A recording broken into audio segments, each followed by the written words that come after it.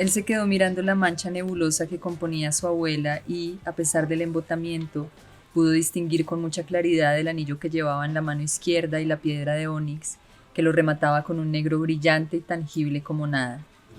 Un momento después le sobrevino algo que no era propiamente sueño, sino un peso que le anegó los ojos y lo fundió.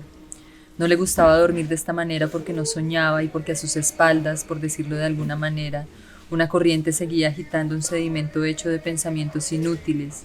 Entonces se despertaba recordando fragmentos de conversaciones donde no había conseguido darse a entender, o sintiendo la urgencia de capturar las líneas indispensables para completar un libro que no estaba escribiendo.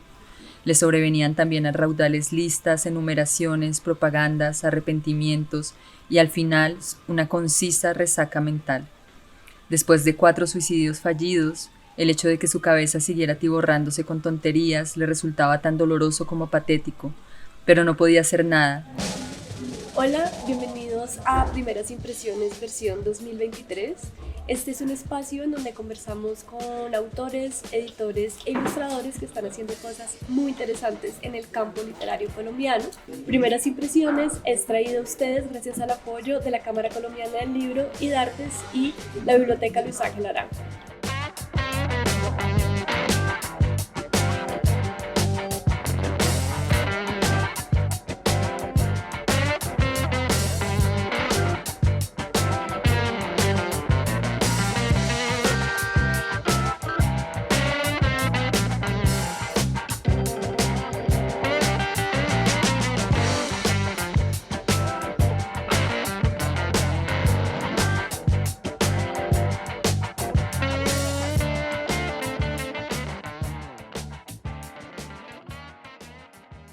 Hoy estamos desde la librería del Fondo de Cultura Económica en el Centro Cultural Gabriel García Márquez, en el centro de Bogotá, y vamos a hablar con Diana Obando, ganadora del premio Elisa Mujica, con su libro de relatos Erial. Erial se ganó el premio Elisa Mujica y algo que me llama mucho la atención es la forma del libro, porque son relatos. Hay un momento en el que en el libro se habla del Erial como un campo en donde crecen unos árboles flacos, y yo no pude sino imaginarme que así era este libro también, como unos relatos que van creciendo de una manera como desperdigada. Y yo te quería preguntar por eso, por la forma de este libro y por el título, de dónde surge esta idea.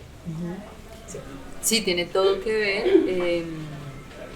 Un erial es como una suerte de potrero, de terreno baldío, que ha sido previamente trabajado por manos humanas. O sea, no es simplemente el monte o la naturaleza creciendo como a su propio ritmo, sino que es un espacio donde ya se ha circundado y ha habido un trabajo y luego se ha abandonado.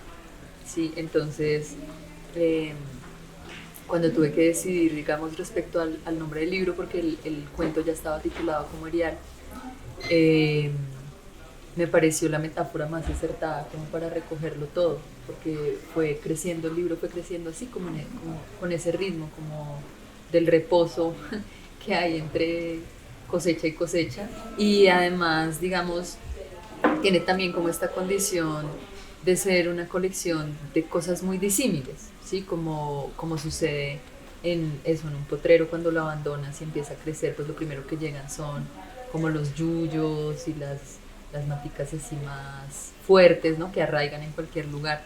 Entonces empieza a haber como una microdiversidad así en esos suelos muy tremenda, y eso a su vez hace una formación de suelo primario y luego llegan las otras plantas y así. Entonces es así, o sea, yo siento que hay algunos relatos que son árboles completos, grandotes, y otros que son lo que está empezando a arraigar. Tiene como también esa condición de diversidad. Uh-huh. Algo que me llamó mucho la atención es que el libro está dedicado a todas esas personas que me contaron historias, y algo que yo sentí cuando leía estos relatos es que estaba esa condición oral o esa condición de transmitir historias, ¿no? Vamos a encontrar relatos en donde alguien le cuenta a alguien dentro del relato mismo. Hay una cosa que me llama mucho la atención de ese contar historias que está dentro de este libro, y te quería preguntar por eso, por esa calidad como de transmisión del relato que tienen estos pequeños cuentos. Sí, yo pienso que Eso, digamos, eso tiene que ver por, digamos, la condición, una preocupación como por lo oral durante todo el proceso que atravesaba todo, digamos, como fui muy juiciosa como con los diálogos, en elegir el momento en que cada persona hablaba. Eh, y tal vez no hay un cambio de registro muy fuerte entre unos relatos y otros, pero sí hay en lo sutil, digamos, un cambio de lenguaje entre un relato y otro, o sea, como dependiendo del espacio que habitan las personas y de la persona en particular que estoy ahí como destejiendo en el relato, Pausa. cambian también las expresiones, cambian el uso de las palabras. Eh, digamos, hay relatos donde el uso es más prosaico, donde tiene un ritmo más lento, hay otros donde se acelera y hay, digamos, un bagaje, ¿no? Como un registro mental, intelectual, por decirlo así, más veloz, que eso dependía según, digamos, la persona que estuviera, como te digo, como destejiendo. Eh, y por otra parte, pues como el origen de los relatos fueron historias que me contaron, eso estaba muy presente en mí mientras estaba escribiendo porque hay una cosa muy particular en cómo nos narramos a nosotras mismas, a nosotros mismos.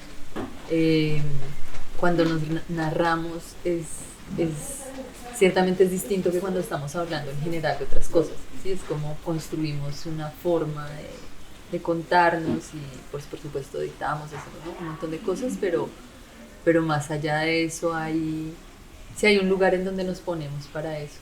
Entonces quería que eso pudiera en parte recogerse como en las decisiones, digamos, de forma de los relatos.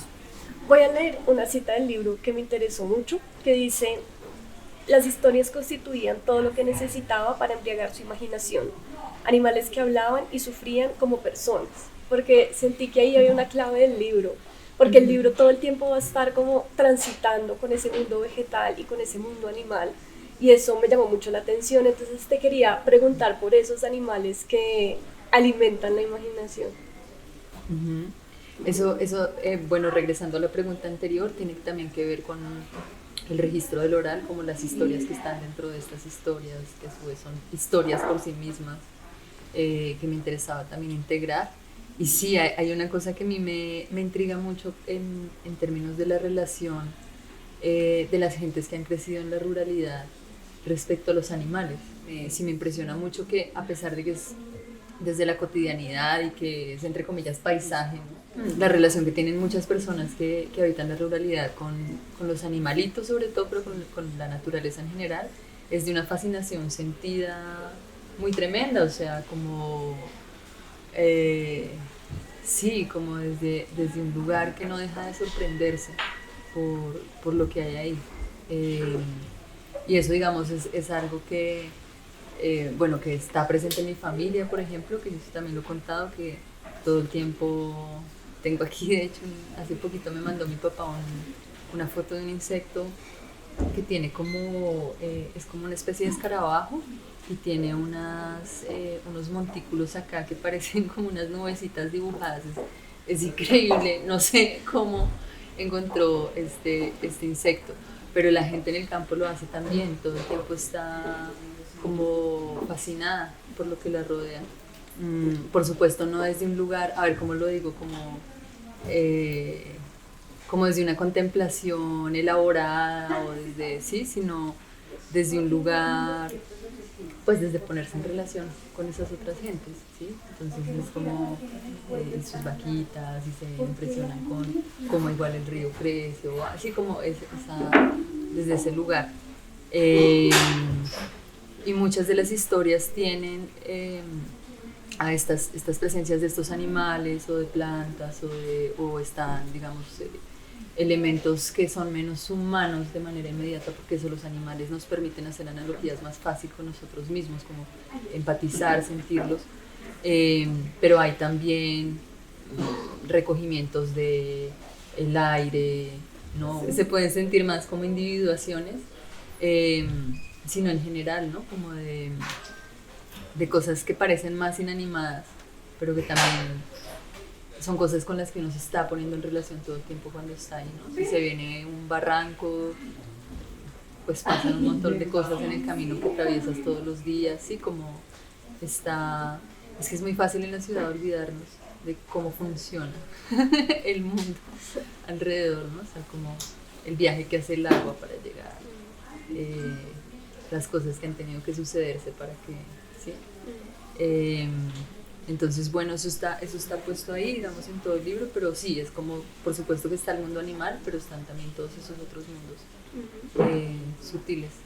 Y siguiendo un poco con esa idea, hubo algo que cuando lo leí como que me hizo sentido dentro de los cuentos, y es que hablas en alguno de los relatos de una especie de frontera invisible. Y yo sentía que eso era lo que pasaba cuando leía este libro, como que veía unos personajes que estaban transitando unas fronteras, no solo entre el mundo animal y el mundo vegetal, y como ese mundo también, digamos, los permeaba, como estabas diciendo, sino también, por ejemplo, con sustancias que alteran su conciencia, como el tabaco, como el opio, como que todo el tiempo sentí estos personajes como en un deambular. Y eso me pareció muy interesante, y te quería preguntar como por esas fronteras invisibles, también a veces transitan por sueños o transitan por historias que les han contado, y eso me pareció muy interesante. Voy a responder tu pregunta, pero ahorita que dijiste la palabra fronteras la primera vez, como gentes que están atravesando fronteras, lo primero que se me vino a la cabeza es que en efecto muchos de los personajes son personas que, sea explícito en el relato no, creo que ninguno es explícito, están transitando de la ciudad al campo o retornando, ¿sí? Que siento que es como un sustrato que no es tan evidente, pero que está presente, pues porque hace parte además de cómo pues nos hemos levantado muchas de las personas que hoy habitamos las ciudades, ¿no? O sea, como piensa nuestros abuelos o nuestros papás tuvieron que hacer esas migraciones. Entonces es gente que está descubriendo espacios nuevos o que los ha descubierto o que está recordando cómo los descubrió también. Y sí, en efecto, están como esos intersticios de, sí, como esas fronteras, como tú las llamas, que se atraviesan y que se atraviesan como, pienso yo,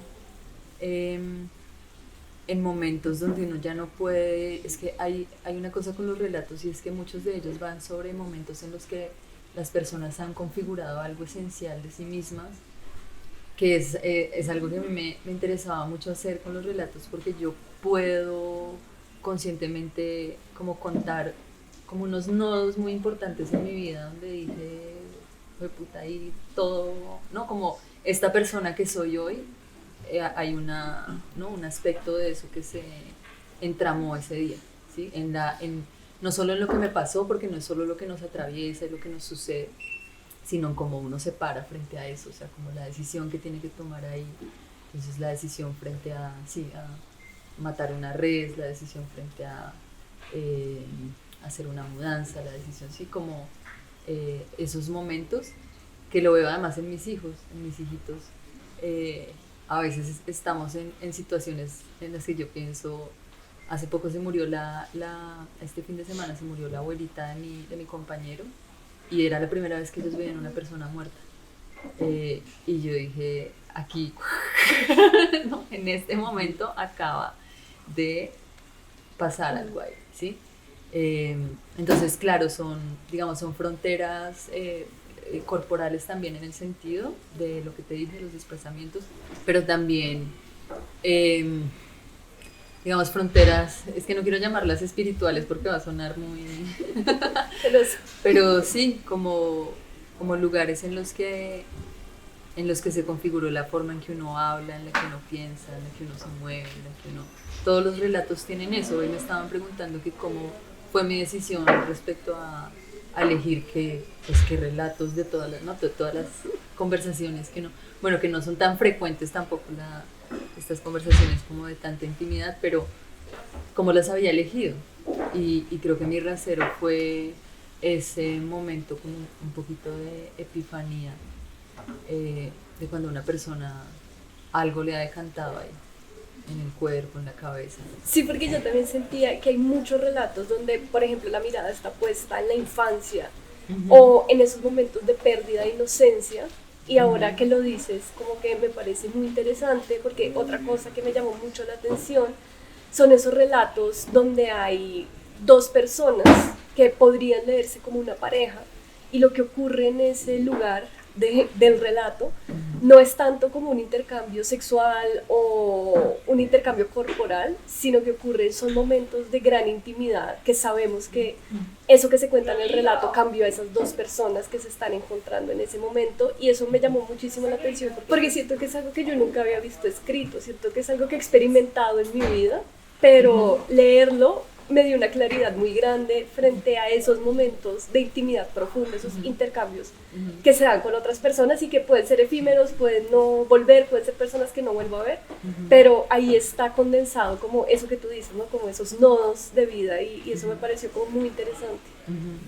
Hay una cosa muy, muy linda en eso que estás diciendo, porque también es una sensación que yo he tenido, pues sí, muy nítida en mi vida.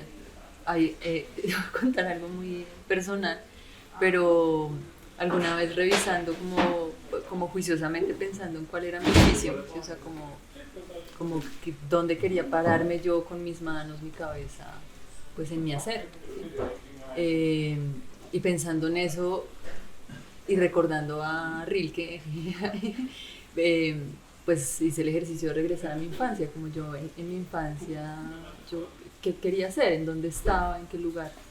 Y, y fue clarísimo para mí como la sensación que yo tenía en ese momento chiquita de que lo que yo quería más hacer en la vida era conocer gente. O sea, pero no como lo digo, como tener 1.000.000 de amigos, una cosa así, sino realmente como conocer gente rara. O sea, yo me imaginaba como siendo grande, estando así, como en esa situación. Y, y ahora pues tengo como la enorme fortuna de que eso de que ese pensado se realizó en mi vida, porque pues también hago consulta, hago masaje energético, acompaño a la gente ahí, y, y hay un nivel de intimidad, pues que yo creo que es que soy muy morbosa, eso no sé si todas lo disfrutamos igual, pero para mí alcanzar ese lugar de poder ver o sea, como poder entender eso que se anuda ahí en el centro de la gente, me parece tan importante. O sea, yo siento que sí, que en las infancias otras personas sueñan, no sé, con viajar, con... No sé, hay sueños muy diversos, pero el mío era así, con la gente.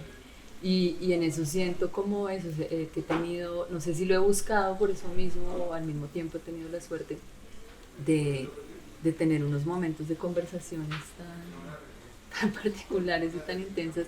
Y lo que tú dices, como a veces con gente conocida, pero también hubo un relato que, por ejemplo, no incluí, en parte porque era muy inverosímil en escrito, pero que me pasó en la vida real. Un día montándome en un bus, me encuentro con una chica con la que fugazmente me había conocido en la universidad, y me cuenta que su papá se acababa de morir. Y estábamos en un bus, o sea, no, yo me sabía su nombre escasamente, y empieza a hablarme de la visita que hizo 2 días antes, cuando él estaba agonizante en, en el hospital, y que hubo un momento supremamente erótico que ella sintió en esa cercanía de la muerte de su papá. Bueno, y me contó esto y se bajó del bus, o sea, como que después cada una siguió su camino, no la he vuelto a ver porque fue una persona, ¿verdad?, súper fugaz. Y había pensado incluir ese relato, pero era muy difícil agarrar eso, sin nada más, ¿no? O sea, era como ese momento de esa conversación, y lo que ella sonrojada contándome esto, ¿sí me entiendes? Como un momento muy difícil de coger. Entonces finalmente eso no se pudo realizar como relato, pero muchos de los relatos van de ahí, van cogidos, no de la anécdota, sino de esa desnudada de la persona, como ese desanudarse ahí en un momentico, que uno enseguida luego vuelve y desaparece. Algo que me llama mucho la atención y que creo que tiene que ver con esto que veníamos hablando es cómo aparece la muerte en estos relatos, porque no es como un mecanismo narrativo, sino que realmente habla pues de un nodo constitutivo de la experiencia humana. Y algo que me llama la atención es que generalmente en los relatos en donde está epifanía o cercanía con la muerte aparece, también casi siempre viene acompañada de la figura de los perros. Y eso me pareció muy hermoso, porque siento que también habla como de esa relación que tenemos con lo animal y pues con animales de compañía, ¿no? Y quería preguntarte por esos dos elementos. Sí, los perritos. Yo creo que no había caído en cuenta de eso hasta que me lo acabas de decir. De que sí, efectivamente aparecen creo que en todas las escenas de muerte. Bueno, no mentiras. Pero sí, hay una cosa y es que los perros en muchas tradiciones, no los lobos, no, que tendemos a pensar que hay animales más sofisticados que otros también, ¿no? O sea, como en esta distribución loca que hemos hecho del mundo, como en esta clasificación, como si los animales de compañía fueran por su inmediatez como menos animales, no sé, como menos potentes como arquetipos. Y en muchas culturas antiguas los perros son muy relevantes en las transiciones de la gente que se descansa. Son guías, son, eh, no sé si curanderos propiamente, pero sí son como alicientes en el proceso de la descansada de las personas.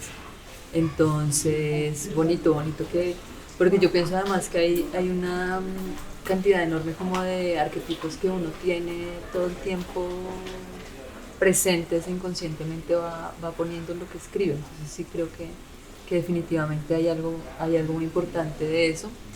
Y también porque creo que el hecho de que aparezcan perritos y no, por ejemplo, sí como animales más elegantes, sí, no sé, la lechuza o no sé, tiene que ver con que lo que me interesaba todo el tiempo era precisamente esto de las relaciones, ¿no? Cómo nos ponemos en relación. Es mucho más inmediato el perrito en nuestra vida, ¿sí? Pues sí, somos gentes de ciudad, igual, pero aquí también hay otras gentes que nos acompañan. Y con esta idea de las relaciones, creo que también le das luces a algo que pensé mientras leía el libro, y es que aparecen muchas familias, pero no me pareciera que fueran tratadas como generalmente se trata el tema de la familia en la literatura, sino que para mí tenían un tinte un poco más como ancestral. Me parecía que se hablaba más de un clan o como de un grupo de personas que acompañan a otras, y eso me pareció como muy interesante, ¿no? O sea, como que generalmente en las familias pues hay conflicto, hay un montón de cosas, pero como aparecen en estos cuentos, siento que tienen como una fuerza más ancestral, como un llamado a ese relacionamiento, y me pareció muy interesante y te quería preguntar por eso también. Como pienso, no sé, en la figura de las abuelas, que es algo que también va a poblar mucho estos relatos, figuras de hermanos también que van a estar ahí como acompañándose. Creo que eso pasa en los relatos porque eh, creo que descentrar, digamos, el núcleo de lo que uno va a hacer de la anécdota hace que la forma en que van entrando esas otras componentes del relato pues es distinta. Digamos, si tú estás escribiendo en función de, por ejemplo, respecto a lo que decías del uso de la muerte, ¿no? Que yo siento que en muchos relatos la muerte se vuelve como un asunto funcional a la estructura del cuento o de lo que o la novela de lo que se está escribiendo, ¿no? Como resolución, como que a mí además me parece muy chistoso porque no hay nada resolutivo en la muerte, sí, o sea, pienso que no solo porque crea que hay otra cosa más allá de la muerte o algo así, que la cosa continúa, sino porque uno es tremendamente irrelevante y pues el mundo sigue su curso y una muerte no es, sí, como tan definitiva, no me parece un cierre ahí. Eh, y lo que tendemos a entender como cierres en general a mí me parecen muy curiosos. Cuando estaba hablando en la primerísima versión que tuve del libro con un amigo muy querido, Oscar Campo, eh, yo le decía a Oscar es que, porque estábamos hablando de ese tema de los finales, y yo le decía, es que mi cabeza no funciona así, pero además yo pienso que la vida no funciona así, o sea que tú no, que hay una cosa con esta literatura más efectista que hace que uno piense que la vida tiene como eh, unos momentos y como unos finales como si fuera una serie la vida, así como final de temporada, y empieza otra cosa y otro asunto. Y hay cosas que uno le toca masticarse y fumarse años y años y regresan con otros cuerpos y otras formas. Sí, yo la siento mucho más cíclica. Entonces en ese orden de ideas también pienso así, pues eso que decías ahorita de la relación, como la muerte, como aparece, no aparece para tener una función narrativa, sino como un asunto sobre el que sí, como se navega y no se resuelve necesariamente algo ahí. Y respecto a las familias lo mismo, o sea, como, sí, como no es un dispositivo para construir un conflicto o un nudo, sí, sino pues una cosa ambivalente, que así es todo, ¿no? O sea, no es como desde ese lugar de... Uno a veces piensa, por ejemplo, que ha resuelto, si uno tiene, no sé, una relación difícil con su mamá o con su hermano o con alguien, a veces uno tiene la sensación de que ha resuelto cosas y luego de repente si se le estalla la pepa a la otra persona, si pasan cosas, dices, pucha, tienes esta sensación de no resolución, de al contrario, sí, entonces la vida es más bien así, no es como resolví la relación con mi madre, ¿no? Sino es como algo que uno mastica y vuelve. Y esto de lo colectivo, pues claro, también está ahí porque si es muy atomizante, pues como la forma de vida en la que participamos ahora, y siento que hay una tarea ahí, o sea que estamos todas y todas estamos en eso, o sea, no una tarea futuro, sino que estamos ahorita como generación, como viendo cómo se recompone eso que es la tribu, ¿sí? Y que no necesariamente es con la familia pues consanguínea y tal, sino que puede ser con los amigues, así como con estas otras gentes, ¿sí? Animales, vegetales, pero como recuperando un cuerpo más grande. Diana, muchísimas gracias por esta conversación y como es habitual en Primeras Impresiones, le pedimos a los autores y a las autoras que lean un fragmento de los relatos, entonces te voy a invitar a que nos leas un fragmento de uno de los cuentos que hacen parte de Erial. Él se quedó mirando la mancha nebulosa que componía su abuela y, a pesar del embotamiento, pudo distinguir con mucha claridad el anillo que llevaba en la mano izquierda y la piedra de ónix, que lo remataba con un negro brillante y tangible como nada. Un momento después le sobrevino algo que no era propiamente sueño, sino un peso que le anegó los ojos y lo fundió. No le gustaba dormir de esta manera porque no soñaba y porque a sus espaldas, por decirlo de alguna manera, una corriente seguía agitando un sedimento hecho de pensamientos inútiles. Entonces se despertaba recordando fragmentos de conversaciones donde no había conseguido darse a entender, o sintiendo la urgencia de capturar las líneas indispensables para completar un libro que no estaba escribiendo. Le sobrevenían también a raudales listas, enumeraciones, propagandas, arrepentimientos y al final una concisa resaca mental. Después de 4 suicidios fallidos, el hecho de que su cabeza siguiera atiborrándose con tonterías le resultaba tan doloroso como patético, pero no podía hacer nada, solo podía esperar a que tarde o temprano alguna cosa lo fulminara. Mientras tanto apretaba los dientes y se despertaba en la clínica o donde fuera que lo resucitaran, y antes de poder dolerse en el estómago prendido en químicos o en la garganta ahogada en tubos, incluso antes de las instintivas arcadas, llegaban de nuevo los pensamientos, cada vez más fútiles a causa de la medicina, que lo empujaban a una estupidez ilimitadamente dócil. Llegaban como parte de una justicia poética que tendría que haberse saldado, pero no. Cuando los medicamentos aflojaban y tenía cimbronazos de lucidez, volvía a pensar en los maniqueos, en la vulgaridad del error que implicaba seguir vivo, en la igualmente penosa existencia de todo lo demás, y pensaba también, por supuesto, en su papá.